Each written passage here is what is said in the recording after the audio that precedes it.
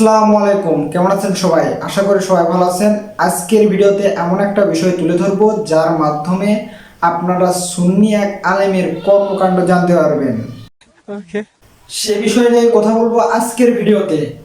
সুন্নির কুখ্যাত বিখ্যাত আলেম এম মান্নান, সে কেমন পর্দা করে এবং সে পর্দা সম্পর্কে কি বলে সেটা আপনাদেরকে আগে শোনায়, তারপর সে কেমন পর্দা করে সেটাই তুলে ধরবো আজকের ভিডিওতে। চলেন তার পর্দা সম্পর্কে বক্তব্য শুনি। নামাজ পড়লেন, রোজা রাখলেন, বাজানো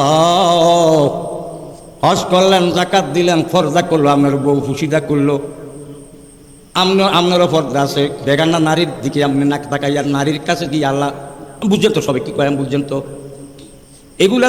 খুব সুন্দর বক্তব্য। আসলে এরকম পর্দা করা সবারই দরকার, কিন্তু আমরা বুঝতে পেরেছি, চাচা কিন্তু বুঝতে পারেনি। তার মানে আপনি যদি বুঝতেন তাহলে বেগনা নারী দিয়ে এরকম কাজ করাতেন না। এ বয়সে চাচা যা করেছে আপনারা দেখলে আপনাদের চোখ কপালে উঠবে। কি কও? তাহলে চাচার সে ভিডিও আপনারা দেখেন।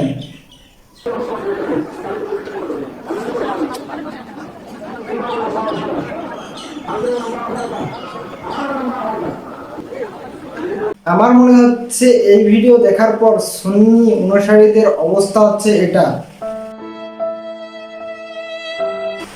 আবার অনেকেই বলছে